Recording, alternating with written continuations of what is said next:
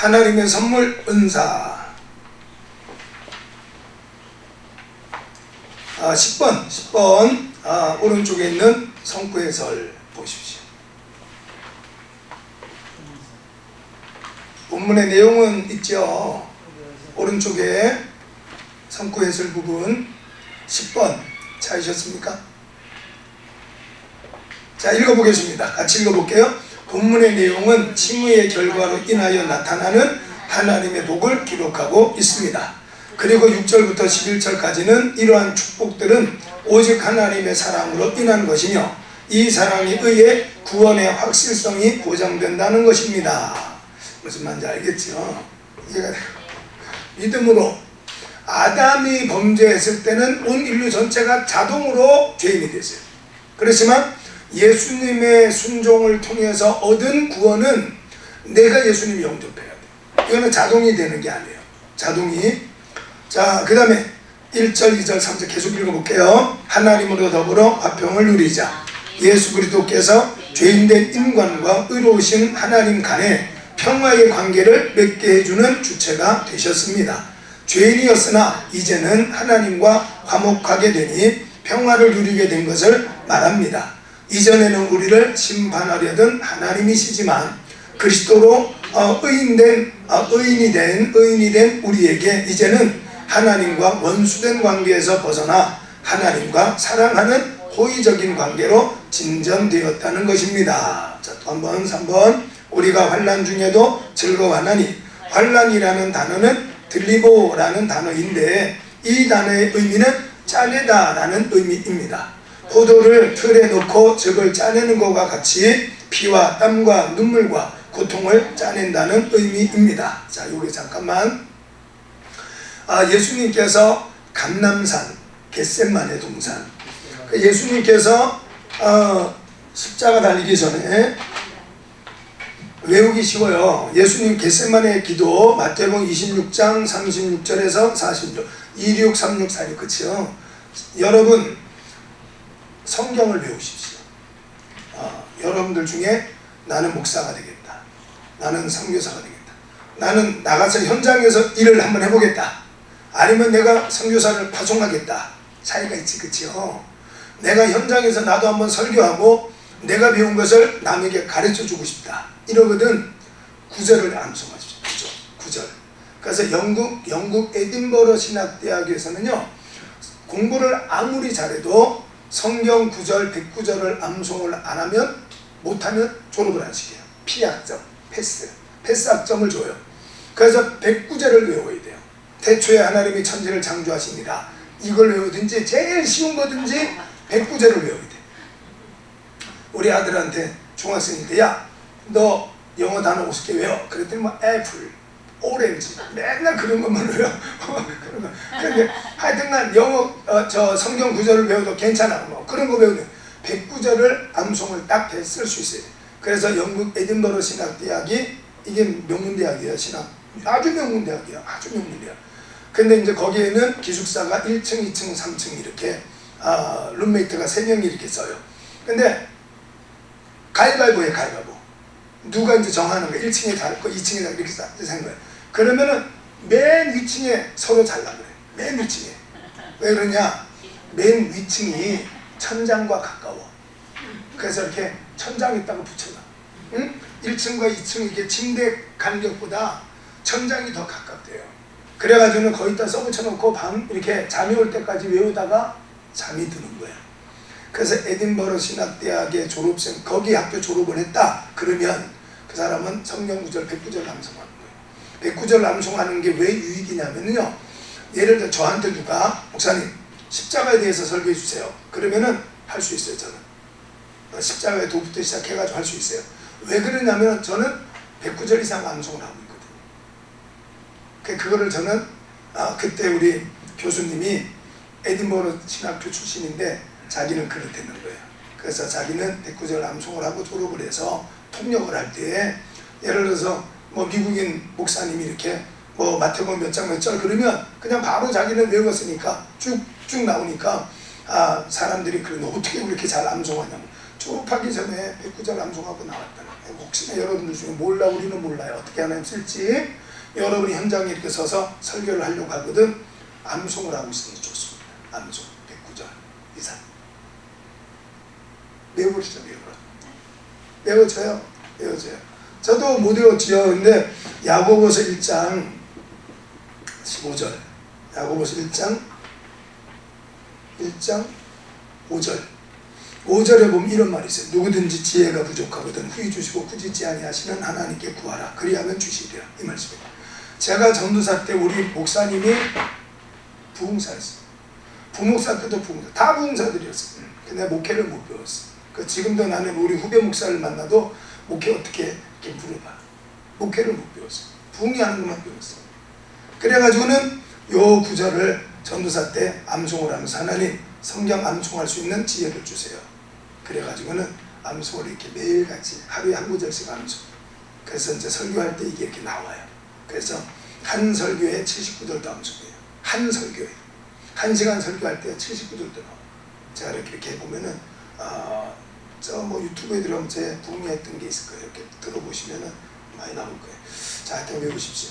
자, 어쨌든 제가 그걸 설명하려는 게 아닌데 마태복음 26장 36절에서 46절 하나님 말씀에는 예수님께서 겟세마네 동산에서 기도한 그 겟세마네 이걸 알려드리고 싶어요. 여기 들리보라는 단어가 여기 환란이라는 단어의 헬라어가 들리보라는 단어인데 요 단어의 뜻이 쥐어짜다 이런 뜻이거든요. 요 겟세마네라는 뜻이 바로 그거예요. 이게 즙틀, 포도즙 틀이라는 뜻이에요. 포도즙 틀. 그러니까 예수님께서 누가에 의하면 누가는 의사였잖아요. 의사. 그렇죠? 누가는 의사 출신이거든요. 그러니까 의사의 입장에서 아까 말했던 유기적인 영감설에 의해서 성경이 쓰여지는데 이 누가는 예수님께서 땀을 뻘뻘 흘리면서 기도하는 모습을 보면서 자기가 이렇게 표현을 한 거예요. 이렇게 표현한 거죠. 그러면서 그 모습을 보면서 예수님의 핏방울이 땀이 땅에 떨어지는 핏방울 같았다. 그 자기가 이렇게 수술을 할 때 피가 엉켜가지고 흘러 떨어지는 모습처럼 보였다. 그래서 그렇게 표현해 놓은 거예요. 그러니까 겟세마네 동산, 겟세마네 이름의 뜻은 바로 포도즙 틀이라는 의미가 있어요. 그 예수님 그랬어요. 여기 환란이라는 것도 우리가 환란 중에 즐거워할 수 있는 비결이 뭐냐? 그게 바로 믿음으로 의롭다함을 받은 사람은 가능하다. 이 말을 하는 거예요. 그래서 아까 로마서 5장 3절 4절 하나님 말씀 보니까 환란을 당하나 즐거워하나니 환란이 인내를 인내가 연단을 연단이 소망을 이루는 줄 알미니라 이렇게 말했으니까 환란 지금 우리가 읽고 있는 이 환란을 당하지만 믿음이 있는 사람들은 견뎌서 결국에는 소망, 이 소망이라는 것은 부활에 이르게 될 것이다 이 말씀을 하는 거예요. 자, 이제 그 들리보라는 단어가 그런 단어예요. 자, 그 다음 읽어볼게요. 즐거워하다는 기뻐 날뛰다, 의기양양하다, 자랑하다라는 의미입니다. 하나님의 일로 인하여 하나님의 은혜에 들어가는 것이 환란을 겪는 것보다 더 크고 위대한 것임을 말하는 겁니다. 그래서 이제 뒤에 가면 로마서 8장 18절 하나님 말씀에 현재 당하는 고난이 장차 우리에게 나타날 영광과 비교할 수가 없느니라 이렇게 써 있어요. 그러니까 지금 우리가 이 땅에서 당하는 고난 아유 많잖아요. 뭐 쉴 새 없고 끝도 없고 아이고 저도 막 답답해요. 하나님 그냥 쫙 열어가지고 그냥 그냥 돈을 펑펑 쓰면서 좀 막 그냥 막 노예 가서도 목사님 밥 먹으러 가 팍 쓰고 말이야. 신학생들 다 가. 아유 얼마나 좋겠어요. 아유 진짜 그렇게 안 해. 근데 그렇게 안 해. 하나님이 딱 필요한 만큼만 줘요. 그것만 딱 필요한 만큼 딱 쓰면 빈손. 그때 주세요. 그러면 또 필요한 만큼만 딱 줘. 그래서 건물에 벽돌 한 장이 빠졌어요. 벽돌 한 장이 빠져서 바람이 막 숭숭 들어와. 하나님 저 벽돌 한 장 주세요. 하나님 벽돌을 주세요. 그러니까 하나님 주시오. 몇 장 주냐? 한 장만 딱 줘. 한 장 딱 채우고 나면 또 빈털털이. 그게 목사가 가는 길이에요. 근데 없지만 가장 행복해. 없지만 가진 건 없지만 바닷가에 살아요. 바닷가에 사니까 예를 들어서 냉장고가 없어요. 이 사람은 냉장고가 없어요. 근데 바닷가에 나가면 늘 뻘밭을 이렇게 호미지 일어나면 거기에서 바지락도 나오고 대합도 나오고 홍합도 나오고 막 그런데 쳐 예를 들어서 그러면 굳이 많이 잡아와서 냉장고에 보관해서 썩으면 어떡할까 정리세 들여가지고 보관하고 이럴 필요가 바닷가에 살면 없다는 거지. 그치요?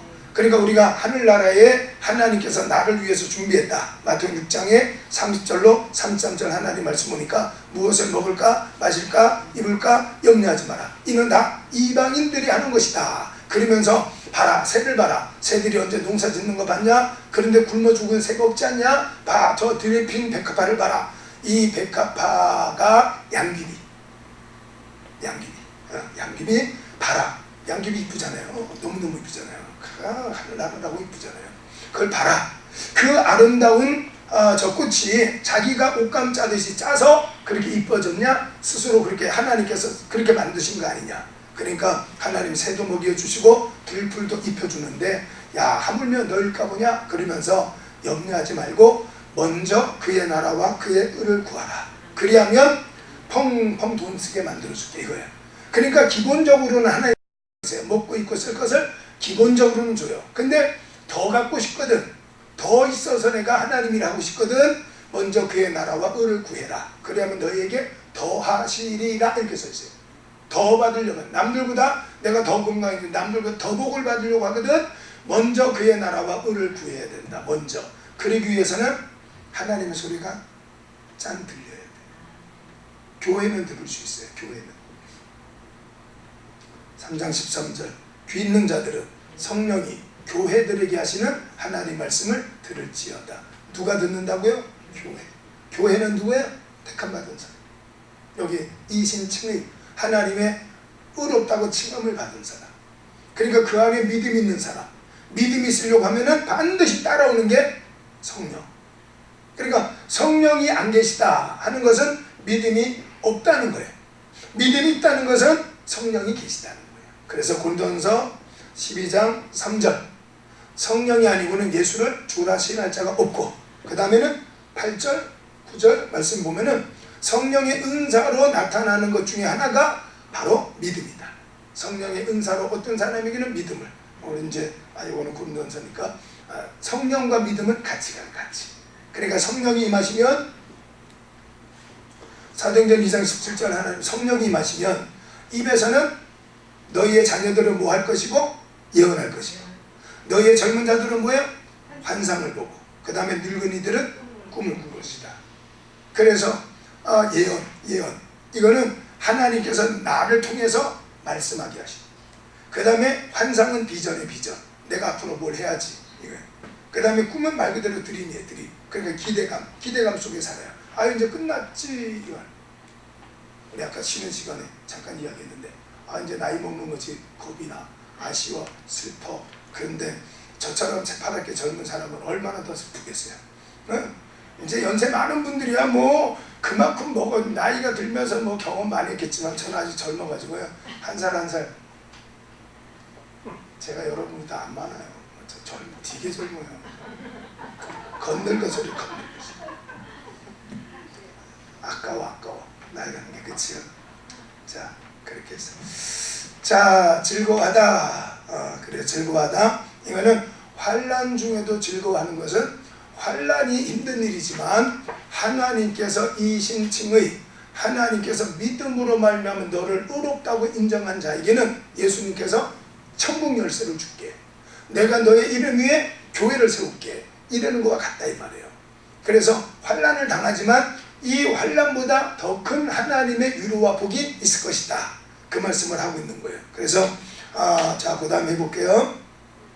얼마 됐죠? 자 연단 4절 연단 읽어봅니다. 금이 연단의 과정을 통하여 순금으로 태어나는 것처럼 성도는 여러가지 믿음의 시련을 통하여 순금보다 귀한 성도로 거듭나게 되는 것입니다. 금이 연단의 과정을 통과할 때마다 불순물이 제거되어지는 것과 같이 우리도 연단을 통하여 교만과 시기, 질투가 제거되어지는 것입니다. 자 요한 칼빈은 이렇게 말했어요. 교회 안에 아무리 거룩한 장로라도 교회 안에 와 저 장로님 대단해 어떻게 저렇게 겸손해 저렇게 어떻게 온유할까 아무리 온유하고 겸손한 자랄지라도 연단을 통하지 않았을 때는 저러지 않았다. 요한 칼빈은 그렇게 말했어요. 그러니까 사람 스스로는 교만해서 내려올 수가 없어요. 얘는 절대로 안 돼. 이거는 그냥 사람, 우리가 우리 그 공자나 순자나 맹자들이 말했던 것처럼 성선설, 성악설, 백지설 이런 말 하잖아요. 그렇죠? 근데 우리는 성경에서는 태어날 때부터 죄를 갖고 태어났어요. 성악설이, 그렇죠? 태어날 때부터 악을 갖고 태어났어요. 죄를 갖고 태어났어요. 그러니까 어린아이가 응에 태어나서 그냥 무인도에 있다 이렇게 뒀어요. 응에 태어나서 무인도에 있다 딱 둔 상태를 자연인 상태라고 그래요. 자연인. 아무런 주변에서 아무런 어떤 역량, 어떤 교육, 도덕적인 거 이런 걸 가르치지 않았어요. 그러니까 자연인으로서의 사람이 무인도에서 혼자 살면 그러면 그 사람이 신과 같이 거룩하게 사냐? 아니라는 거예요. 악하게 산다는 거예요. 결국에는 죄악의 모습이 드러나게 되어져 있다는 거예요. 그거는 어쩔 수 없어요. 그래서 요한 칼빈은 누군가가 이렇게 봐서 저 사람 참 거룩하셔, 저 사람 믿음 참 좋아, 그 사람의 뒤에는 고난의 과정이 있었다는 과정. 그 고난을 이길 수 있었던 것이 이제 4장에서 말하고 있는 믿음으로 의롭다 인정받을 만한 사람이었기 때문에 그렇다, 그 말하는 거예요. 그 사람이 의지할 수 있었던 것은 돈이나 세상 것이 아니라 바로 예수께서 그리스도다 라는 믿음을 갖고 있었기 때문에 환난을 당하나 즐거워하나니 환난이 인내를, 인내가 연단이 소망을 이루는 줄 알미니라, 이렇게 말씀을 하고 있는 겁니다. 자, 그 다음에 넘기십시오. 11번 11번에 17절 성구해설. 자, 이제 그걸 쭉 한번 또 읽어보겠습니다. 17절 읽겠습니다. 한 사람의 범죄, 아담의 범죄를 말합니다. 왕노릇하여 쓴적. 자, 이제 읽어볼게요. 아담의 범죄로 말미암아 죄가 선하게 창조된 세상에 들어와 온 세상을 오염시켰고 그 가운데서 통치권을 행사하게 되었습니다. 본래 하나님을 최고의 통치자로 삼고 하나님의 대리자로 인간, 그리고 인간의 지배를 받는 만물의 순서로 질서체계가 죄의 지배력으로 말미암아 하나님 대신에 죄가 하나님 자리를 차지하고 인간은 사탄의 지배를 받는 종노릇을 하게 된 것입니다. 자, 그 다음 또 읽어볼게요. 한 분 예수 그리스도를 통하여 생명 안에서 왕노릇하리로다. 하나님의 은혜와 의의 선물을 받은 자들이 이제는 죄의 종노릇에서 도리어 죄를 지배하는 위치로의 전환을 말합니다. 이제부터는 우리 왕 되시는 그리스도로 말미암아 종노릇에서 그들을 다스리는 왕노릇을 하게 된 것입니다. 믿고 세례를 받는 사람은 구원을 얻을 것이요 믿지 않는 사람은 정죄를 받으리라. 믿는 자들에게는 이런 표적이 따르리니 곧 그들이 내 이름으로 귀신을 쫓아내며 새 방언을 말하며 뱀을 집어 올리며 무슨 독을 마실지라도 해를 받지 아니하며 병든 사람에게 손을 얹은즉 나으리라 하시더라. 이렇게 마가복음 16장 16절에서 18절 하나님 말씀에 바로 믿음을 가진 자는 더 이상 종노릇, 죄의 종노릇, 사탄의 종노릇이 아니라 도리어 대적해서 물리칠 만한 능력을 하나님께서 주셨다. 그게 여러분 안에 있다, 이 말씀하는 거예요. 여러분 안에 있다. 그런데 죄의 중독이 되어 있으면 안 돼요. 죄의 중독. 그래서 알버트 앨리스라는 사람이 있어요. 알버트 앨리스 사람이 현실요법잖아, 그래. 현실요법이라는 것은 글래서라는 사람이 창시자인데, 현실요법이 뭐냐면 지금 여러분이 하고 있는 현실 속에서 한 가지 습관만 고치면 여러분의 인생은 바뀐다. 그래서 윌리엄 글래서라는 사람이 현실요법을 말하면서 사람의 운명은 자기가 결정할 수 있다, 이렇게 윌리엄 글래서가 그렇게 말을 했어요. 그러니까 이 사람의 가르침을 따랐던 알버트 앨리스라는 사람이 뭐라 그랬냐면은, 어린아이가 응에 태어나가지고 성격, 성품, 그렇죠? 성품이 70%는 지금 아동학자들은 예전에가 아니라 우리 속담 중에 80버릇이 몇 살 때 결정이 된다고요? 3살 버릇이 80 간다고 돼 있죠. 3살 70%는 3살까지 응애 엄마 뱃속에 또 시작해서 응애 태어나가지고 3살 때까지 70%가 형성. 그전에는 6살까지는 할 수 있었어요. 그러니까 우리나라는 점점점 나빠지게 돼 있어요. 우리는 구조상 우리나라는 점점 나빠져요. 우리나라는 점점 악해질 것이고 점점 나빠지게 돼 있어요. 왜 그러냐면은 어린아이가 3살 이전에 어린이집에 가요.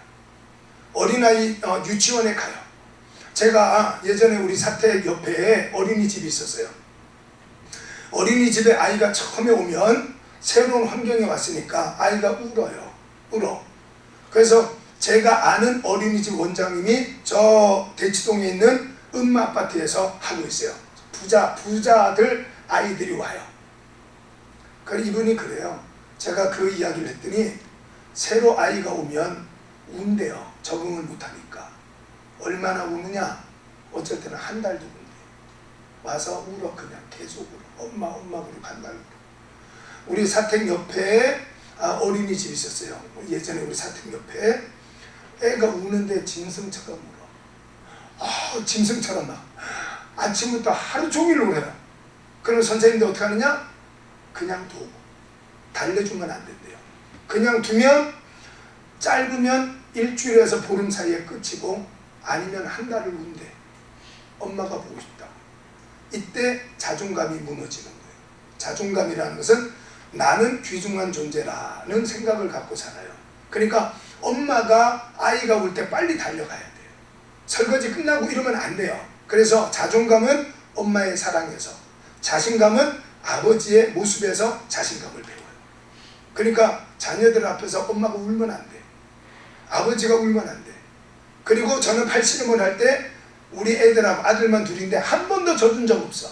아빠 한 번 져주지? 없어. 그런 거 없어. 왜? 우리 아빠는 뭐든지 할 수 있는 사람이야. 나도 아빠처럼 될 수 있어. 그래서 아버지의 모습을 보면서 자신감을 키워요. 엄마의 사랑 속에서 자존감, 나는 귀중한 존재야. 그래서 예를 들어서 예전에 삼풍백화점이 무너졌을 때 그 안에 청년 하나가 깔렸어요. 근데 구출돼서 나왔어요. 한 20일인가 지난 다음에 인터뷰를 하니까 간단했어요. 누군가가 반드시 나를 구조해 줄 줄로 믿었대. 그게 자존감 높은 사람이에요. 나 같은 거, 이제 나 같으면 아무도 찾지 않을 거야. 열등감, 자격지심, 이런 사람이 삐져요. 이런 사람이 한번 삐지면 오래가. 이런 사람은 사회생활을 못해요. 무대 공포증이 있고 대인관계 공포증이 있어요. 사람들을 빨리 못 사겨. 그러니까 춤을 못 추는 거예요. 여러분, 춤 못 추는 사람은 아직 치유가 덜 된 거예요. 교회에서 아멘을 잘 못해. 맞아. 그거 왜 그러냐면 남을 자꾸 인식을 하는 거야. 자꾸 남을 내가 아멘 이렇게 하면 옆에서 뭐라 그럴까? 춤추려고 그러면요 어색해. 나를 드러내질 못해. 숨겨, 늘 숨겨. 이 부모님의 사랑, 엄마의 사랑과 아버지가 그냥 애 앞에서 그냥 울고 부부싸움하고 감정으로 그냥 그 성경 잠언도 하나님 말씀 보니까 맨손으로 아이를 때리지 말라는 거예요. 채찍을 갖고 때리라는 거예요. 왜? 채찍을 갖고 때리라는 것은 준비하고 때릴 준비를 하고 맞을 준비하고 왜 맞는가를 알고 때리면 아이들이 분노가 없어요. 근데 그냥 엄마가 화가 나가지고 그냥 뺨을 그냥 딱 때려요. 화가 나가지고 욱 팍! 그럼 애가 맞으면서 내가 왜 맞아 이씨 이렇게 되는 거예요. 크기만 해봐라. 내가 엄마를 이길 만한 힘만 생겨봐라. 그냥 있나. 그래서 명절이 되면 어른이 된 자녀들이 모이면 싸우는 거예요. 엄마하고 아버지하고 싸워. 그러니까 그 가정은 명절만 되면 싸우는 거예요. 명절만 되면. 그러니까 부부도 그런 모습을 보면서 헤어져요. 이때 형성이 돼요. 이때. 그래서 알버트 앨리스는 고착화라고 그랬어요. 그거를 고착화. 고착화라는 것은 단단하게 굳어진다. 그래서 이 알버트 앨리스가 예를 들기를 밀가루 반죽을 하면 하얀 밀가루로 반죽하면 하얗잖아요. 근데 반죽을 하다가 거기다가 노란 색소를 딱 집어넣고 반죽을 해요. 그러면 처음에는 밀가루와 색소가 분리가 돼 있었지만 섞어서 반죽을 해버리면 영원히 뗄 수 없어. 이거는 하나님만 뗄 수 있어. 하나님만. 그렇죠? 하나님이면 분리할 수 있을 거예요. 근데 사람의 힘으로서는 절대로 분리를 할 수 없어. 고착화. 이렇게 된다. 자, 그래서 오늘 우리가 왕노릇 하는데 죄에 중독이 된 사람, 알코올 중독. 여러분, 알코올 중독이 맨날 술만 마시는 사람이 중독자가 아니에요. 얼큰한 찌개를 보면 술 생각이 나. 그게 중독자예요. 얼큰한 찌개를 얼큰하게 끓였어요. 그러니까 소주 한 잔이 생각나네. 그 중독이 돼 있는 거예요. 그러니까 이제 그렇게 살다가 삶에 정말로 고단한 일, 힘든 일이 생기면 술을 찾아가는 거예요. 벗어나지 못해. 불쌍해. 알코올 중독은 언제 고쳐지느냐? 무덤 속에서. 못 고쳐. 못 고쳐. 얘는 못 고쳐요. 알코올 중독은 무덤 속에서 고쳐져. 못 고쳐. 그러니까 끊임없이 시험에 들지 않도록 기도해야 돼. 그런데 죄의 종로도 또 마찬가지예요. 죄의 종로. 그러니까 하나님께서 택한 자가 아니겠지, 그치요? 그러니까 여러분은 잘 모르죠.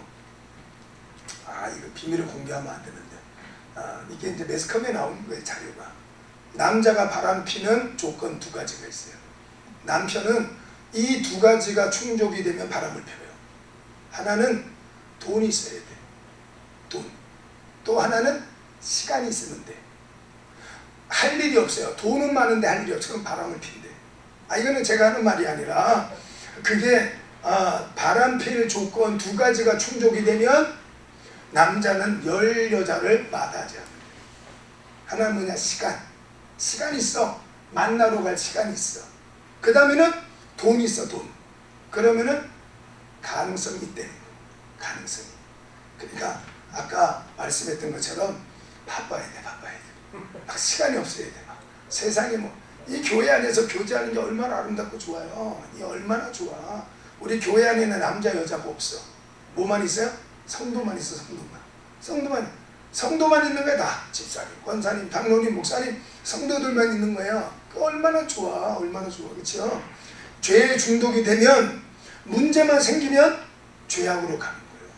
그러니까 알코올 중독에서 벗어나지 못하는 이유는 평탄하고 그 다음에 평안할 때는 상관이 없어요. 자기를 절제를 할 수 있어. 근데 문제가 확 터지면 술을 찾아가게 돼 있어요. 그래서 우울증이 무서운 거예요. 우울증에 걸리면 술을 마시게 되고 이게 심각해지면 자살. 우울증은 자살하고 연결이 돼요. 그러니까 죽는다고 자살. 그 우울증이 무서운 거예요. 우울증이 안 걸리려면 기도하시면 돼요. 에이 목사님, 저도 이제 상담을 오랫동안 했거든요. 부부 상담 이걸 오랫동안 했어요. 그래서 조현병, 그 다음에 또 조울증 이런 분들 이렇게 상담을 해가지고 이렇게 이야기해주면 에이 목사님 해봐도 안 돼요. 해봐도 안 되지. 우울증에서 벗어날 수가 없으니까. 근데 이제 기도의 응답의 중에 하나가 뭐냐면은 기쁨을 주시는 거예요. 그래서 요한복음 16장 24절 하나님 말씀 보니까 지금까지는 너희가 내 이름으로 아무것도 구하지 아니하였으나 구하라. 그리하면 너희가 받으리니 너희 뭐가 충만하리라? 기쁨이 충만하리라. 빌립보 4장 6절 7절 아무것도 염려하지 마. 그리고 너 구할 것을 감사함으로 하나님께 아뢰라. 그래야 모든 지각에 뛰어난 하나님의 평강이 그리스도 예수 안에서 너의 마음과 생각을 지키시리라. 마가복음 11장 24절 너희가 기도하고 구한 모든 것은 받은 줄로 믿어라. 그러면 너에게 그대로 되리.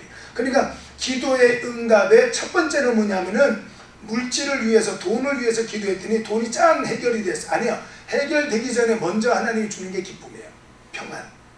이게 먼저 생겨요. 확신이 와요.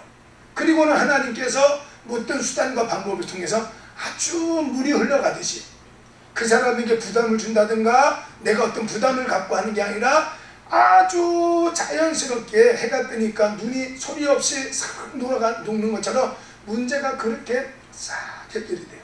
거기는 찌꺼기가 안 남아. 하나님의 응답에는 찌꺼기가 없어요. 자연스럽게 해결이 돼. 그러니까 그 응답에 하나님께서 증거로 주시는 것이 그게 기쁨의 기쁨. 그래서 우울증이나 이런 것들을 해방시키려고 하거든. 기도밖에 없어. 기도. 그래서 마가복음 9장 29절에 기도 외에는 이런 유가 나갈 수가 없느니라. 사탄 마귀 귀신, 염려 근심, 두려움 이런 것들은 기도 외에는 나갈 수가 없다. 이렇게 써 있어요. 자, 알버트 앨리스는 바로 그렇게 말했어요. 그래서 죄의 종로를 완전히 죄에게 중독이 된 사람은요, 문제만 탁 터지면 염려가 탁 터져. 입에서 그냥 불평이 팍 쏟아나와요. 그러니까 이 죄의 종로릇에서 이제는 감사의 종로릇, 자유의 종로릇 하려고 하거든. 예수님을 믿어야 된다. 예수님을 영접. 응? 그냥 믿습니다가 아니라 믿어지는 단계. 믿어져요. 그래서 하나님의 자녀는, 하나님의 자녀 교회는 하나님의 음성이 들린다고. 성경은 절대로 어렵게 쓰여진 책이 아니라 하나님께서 우리에게 하나님의 뜻을 알려주기 위해서 쓴 거예요. 창세기 쓴 목적, 그 다음에 신명기를 쓴 목적, 성경 기록의 목적이 뭐죠? 뭐죠? 예수님을 증거? 예수님까지 맞아. 30점. 알게 30점. 기쁘시게 30점. 또 예수님을 60점. 60점. 그 하나가 빠졌어요. 요한복음 20장 30절 31절에 나와요. 그러니까 창세기 기록 목적, 신명기 기록 목적, 계시록의 기록 목적, 이게 뭐냐면은 예수님을 믿어서 구원받도록 하기 위해서 쓰여진 거. 그 예수님 들어갔으면 30점이에요. 구원. 예수님을 믿고 구원받도록 하기 위해서 창세기를 쓴 거예요. 그래서 창세기 예수님 이야기 나오잖아요. 창세기 15절에 그렇죠. 그래서 뱀하고 하나님께서 말씀하시면서 여자의 후손, 그 여자의 후손, 우리는 다 남자의 후손이잖아요. 예수님만 유일하게 여자의 후손이에요. 남자의 씨로 태어나지 않았어요. 예수님은. 그러니까 여자의 후손인 예수님이 탄생할 거다 하는 것을 말씀했죠. 그 다음에는 이사야 7장 14절 하나님 말씀 보니까 아하스 왕에게 말하기를 동정녀 처녀의 몸에서 한 아이가 태어날 것인데 그 아이 이름이 임마누엘이라 하니라, 이렇게 말씀했잖아요. 그래서 제가 임마누엘은 이가봇 했던 하나님께서 엘리 제사장 때에 이스라엘을 떠났다가 그 다음에 임마누엘, 하나님께서 예수님을 통해서 우리에게 임하신 사건, 떠났던 하나님께서 다시 우리에게 임하신 사건이 성탄절입니다. 그래서 이가봇 했던 하나님께서 임마누엘 한 사건이 성탄절. 그래서 하나님께서 기뻐하시는 거예요. 영광 받으시는 거예요. 야, 내 자녀들이 이제 구원받을 길이 열렸구나. 그래서 그리고는 우리 기뻐하심을 입은 자야. 하나님의 택함을 받은 자들은 예수께서 오신 날을 기뻐한 기뻐. 이 땅에서 기뻐하는 거예요. 이 예수님 안 믿는 사람들은 성탄절 그래도 구원의 기쁨은 없는 거예요. 선물 주니까 기쁘고, 그 다음 그냥 요즘에 야경 너무 좋잖아요. 거리에 막 장식해놓고, 그렇죠? 그것 때문에 즐거워하는 것이지 구원하고는 상관이 없잖아요. 자, 이제 그 안에, 이제 그 다음에 죄의 방법, 그 다음에 한 분 예수 그리스도를 통해서 하고 있죠. 그 다음에 자 20절, 자 20절을 한번 성경을 한번 읽어보세요. 성경 로마서 20장, 거기는 두 가지를 한번 봐야 됩니다. 로마서 5장 20절, 자 성경을 읽어볼게요. 성경 읽습니다. 시작.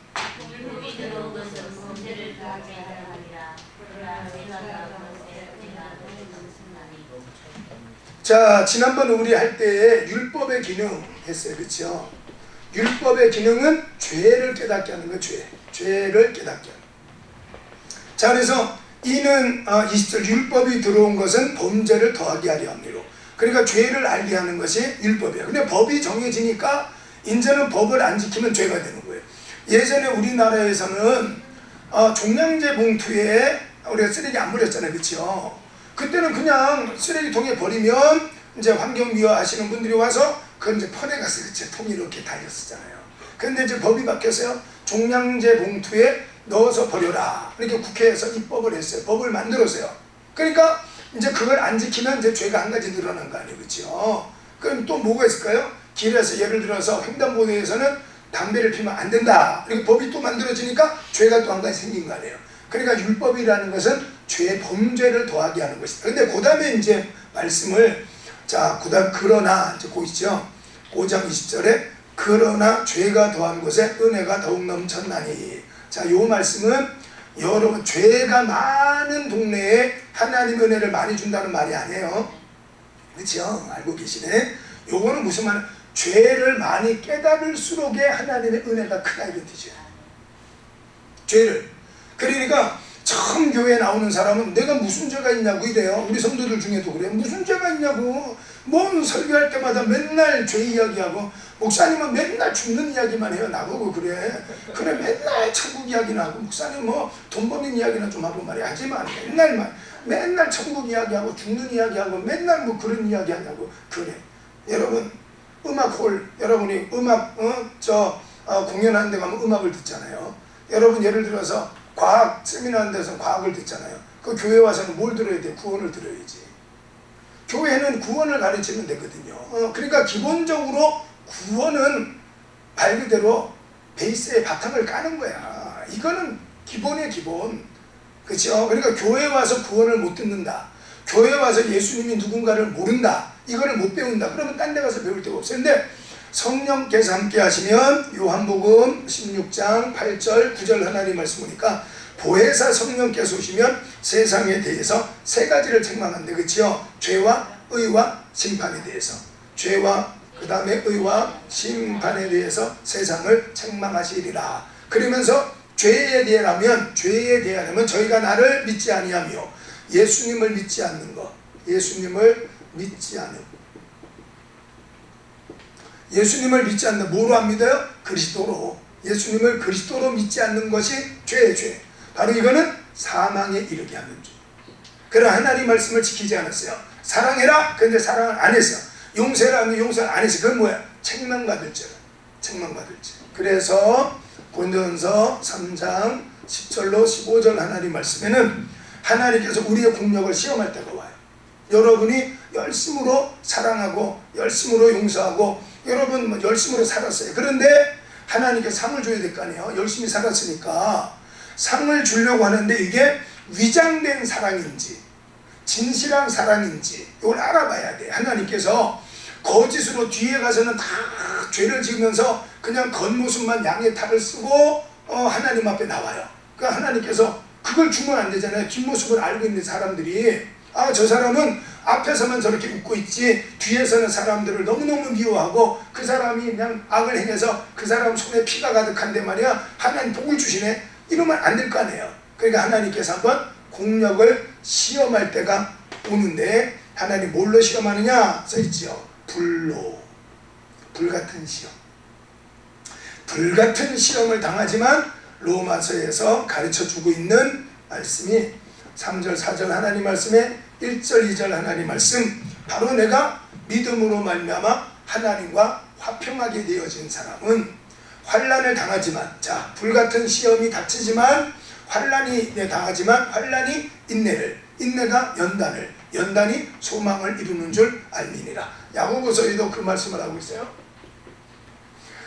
사랑하는 자들아 너희가 여러 가지 시험을 만나거든 온전히 기쁘게 여기라. 이는 너희 믿음의 시련 믿음이 있으면 인내가 있다. 믿음의 시련이 인내를 만드는 줄 알미라. 인내를 온전히 이루라. 이는 너희로 온전하고 구비하여 조금도 부족함이 없게 하려 하심이니라. 이렇게 기록되어져 있어요. 그러니까 요 로마서 5장 20절에 나오는 율법의 기능 그건 바로 범죄 죄를 더하는 거예요. 그러니까 법이 생길수록의 죄가 생기는 죄가. 그 다음에는 죄가 그렇죠? 죄가 더하는 곳 은혜가 그렇죠? 죄가 더한 곳에 그렇죠? 죄가 더한 곳에 은혜가 더욱 넘쳤나. 이건 무슨 말이냐면은 성령께서 우리에게 임재하시면 죄를 깨닫게 돼요. 죄를 깨달으면 회개하면 되죠. 그렇죠? 회개하면 사도행전 2장 37절 38절 하나님 말씀에 찔리면 회개하고 감동되면 순종하고. 여러분 성경 읽다가 찔려요. 성경에 이런 말씀이 있었네. 그러면 회개하면 돼요. 11조 해라. 그러면 11조 안 하는 사람이 찔리잖아요. 주의를 지켜라. 안 하는 사람이 찔릴 거 아니에요. 사랑해라 원수까지. 근데 안 하면 찔리잖아요. 그렇죠? 찔리면 고치면 되고 감동이 돼. 나도 한번 그렇게 살아봐야 되겠다. 감동이 오면 실천하면 돼요. 그때 하나님 역사는 일어나게 돼 있어요. 그 말씀이에요. 그 다음에 세례가 등장합니다. 12번으로 넘겨보십시오. 세례까지 하겠습니다. 세례. 아까 말씀드렸던 것처럼 이 로마서에는 5장과 6장을 어떻게 해석하느냐에 따라서 로마서 전체의 흐름이 달라진다고 말씀을 드렸는데 여기에 이제 세례라는 이야기가 나와요. 세례 받음으로 이렇게 세례.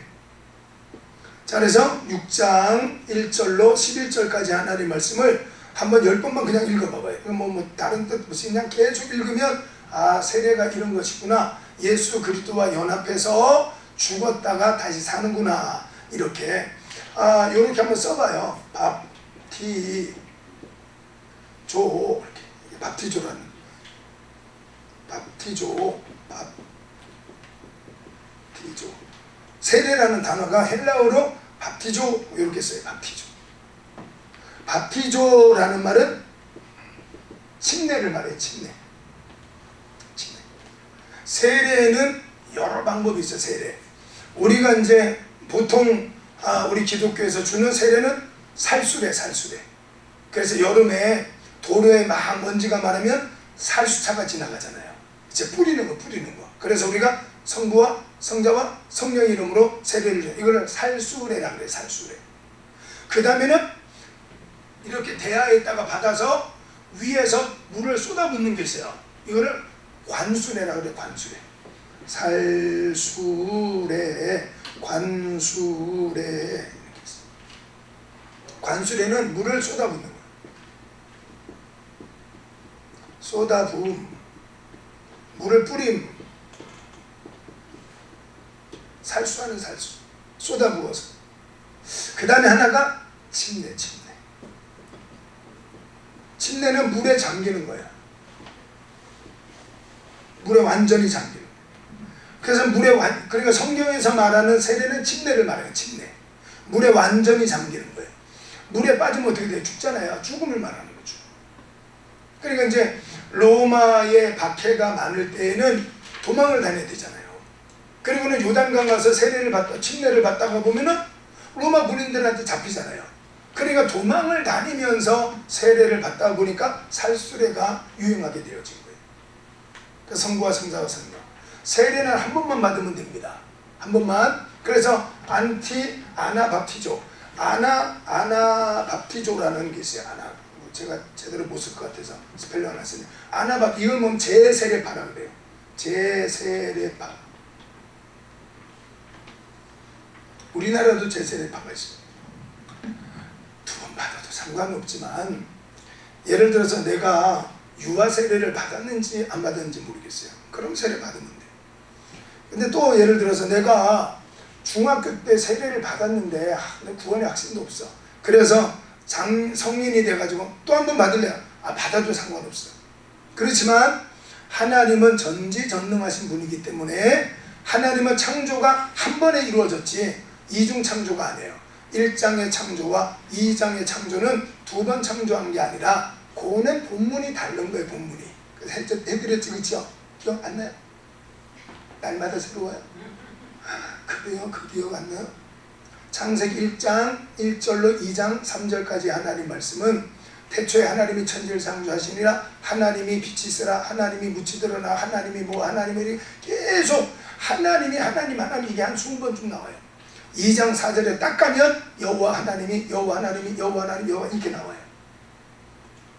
성경이 다르다는 거예요. 그러니까 이제 이 성경이 다르다는 것을 개혁 총회신학교 우리 지금 저한테 배웠냐, 총신에서 배웠냐, 장신에서 배웠냐, 감신에서 배웠냐에 따라서 해석이 달라져요. 그래서 이렇게 총회가 나눠져요. 장로교지만 장로교 안에 개혁 총회, 장로교 안에 통합측 이렇게 그게 총회가 나눠져요. 합동측 이렇게 나눠져요. 성경 해석 문제로. 그렇게 했는데도 여러분 까먹었네. 다 했는데. 기억이 나요? 어려운 부탁에. 또 장식이 배우면 되니까. 배워도 안 배울 수도 있어요. 가르치는 교수님 따라 가르쳐야 될 것이 있고, 이거는 그냥 나중에 학생들이 필요하면. 공부는 여러분이 하는 거예요. 교수는 거들 뿐이야. 거들어 주는 거야, 잠깐. 그렇게 하는 거죠. 자, 제세례파라는 것은 세례를 다시 받는 거예요. 두 번 받는, 두 번. 근데 받아도 되지만, 요게 왜 이단이냐면, 천주교에서 세례를 받고 왔어요. 천주교에서 세례를 받고 왔어요. 그럼 우리 기독교에서 다시 받아야 돼, 안 받아야 돼? 받아야 돼. 안 받는다 그러는 분들 있죠. 세례 받으려면 교회 안 나와. 그러면 그냥 두는 거지, 뭐 들어있어. 우리 교회 한 분 계셔요. 그분 어떻게 하겠어요? 그래서 내가 나중에 저랑 개인적으로 한번 이야기해요. 지금 그러고 있는 중이에요. 그럼 불교에서 뭐 세례 같은 걸 받았어. 그걸 뭐라 그래? 불교에서는 뭐라 그러죠? 하여튼 그걸 받았어. 그럼 우리 기독교 와서 어떻게 해요? 세례 다시 받아야 되잖아요. 그렇죠?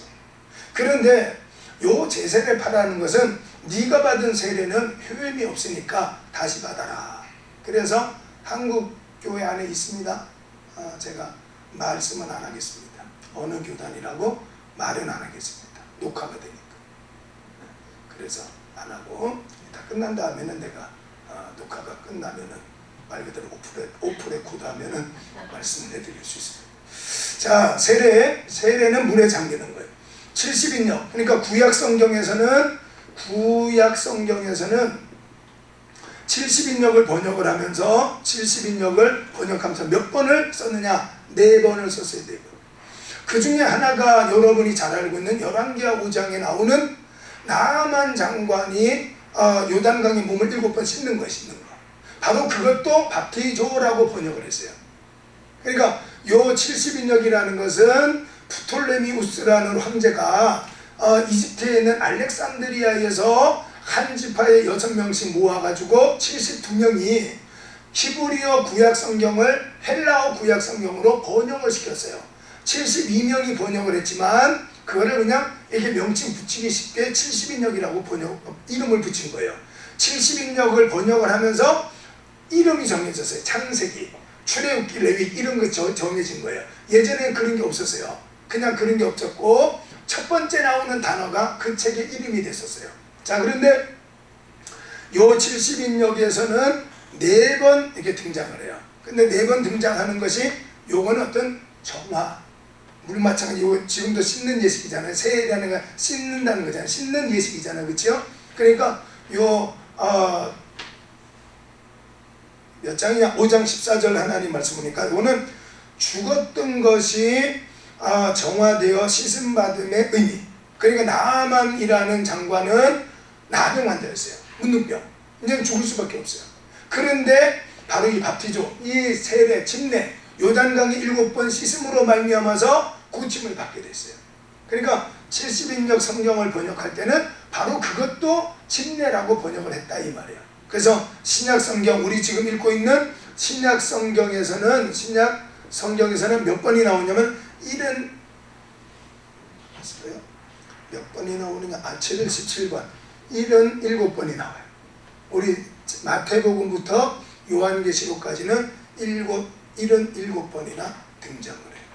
콘스탄틴 대제가 313년에 로마에서 기독교를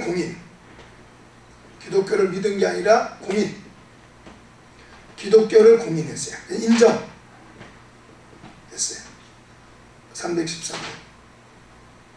자, 그랬는데 이 콘스탄틴 대제는 세례를 계속 안 받았어요. 왜냐면은 세례 받은 다음에 또 죄를 지을 거니까. 그래서 사람은 죽기 직전에 세례를 받았어요. 죽기 직전에.